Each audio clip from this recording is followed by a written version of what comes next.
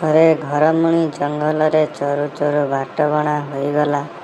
ହଠାତ୍ ତା ସାମ୍ନାରେ ମହାବଳ ବାଘ ହାଜର ହୋଇଗଲା। ଘରମଣିକୁ କହିଲା, ମୁଁ ତତେ ଖାଇବି। ଘରମଣି ବହୁତ ଡରିଗଲା। ହେଲେ ବୁଦ୍ଧି ଖଟାଇ ଏକ ଉପାୟ ପାଞ୍ଚିଲା। ବାଘକୁ କହିଲା, ଆପଣ ହେଲେ ରାଜା। କେତେ ଜୀବଜନ୍ତୁ ଖାଇ ମୁହଁ ଦାନ୍ତ ଅସନା ହୋଇଯାଇଥିବ। ଆପଣ ଯାଆନ୍ତୁ, ପ୍ରଥମେ ଝରଣା ପାଣିରେ ମୁହଁ ଧୋଇବେ ଏବଂ ଝରଣା କୂଳର ମୁଗୁନି ପଥରରେ ଦାନ୍ତକୁ ପଜେଇ ଆସିବେ। ମୋତେ ଖାଇବେ। ଠିକ୍ କହିଲୁ କହି ବାଘ ଯେମିତି ଝରଣା କୂଳକୁ ଯାଇଛି, ଘରମଣି ଛୁ ମାରିଲା। ହେଲେ ଯାଉ ଯାଉ ସନ୍ଧ୍ୟା ହୋଇଗଲା ଏବଂ ଘରମଣି ଗୋଟିଏ ଗୁମ୍ଫାରେ ଆଶ୍ରୟ ନେଲା। ସେଇଟା ଥିଲା ସିଂହର ଘର। ସିଂହ ଯେମିତି ଗୁମ୍ଫାରେ ପଶିଛି, ଦେଖିଲା ଅନ୍ଧାରରେ ଆଖି ଦୁଇଟି ଚିକ୍ ଚିକ୍ କରୁଛି। ଗର୍ଜନ କରି ପଚାରିଲା, କିଏ ରେ ତୁ?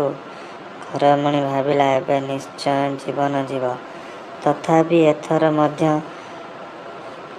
ସାହସ ସଞ୍ଚୟ କରି କହିଲା, ମୁଁ ଧପ ଧପ ରାଜା।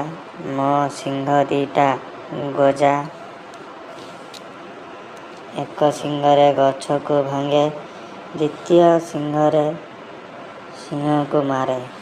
ଏହା ଶୁଣି ସିଂହ ପ୍ରାଣ ବିକଳରେ ସେଠାରୁ ଯାଇ ଆଉ 5ଟା ସିଂହଙ୍କୁ ଧରି ଆସିଲା।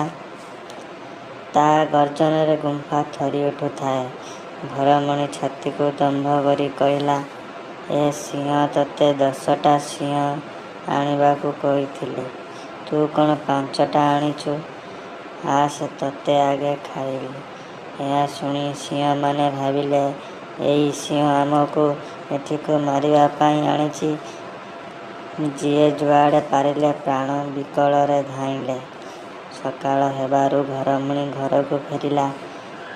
ନିଜର ଉପସ୍ଥିତି ବୁଦ୍ଧି ଯୋଗୁଁ ଘରମଣି ନିଜଠାରୁ ଶକ୍ତିଶାଳୀ ଜନ୍ତୁଠାରୁ ମଧ୍ୟ ନିଜ ଜୀବନ ବଞ୍ଚାଇ ପାରିଲା।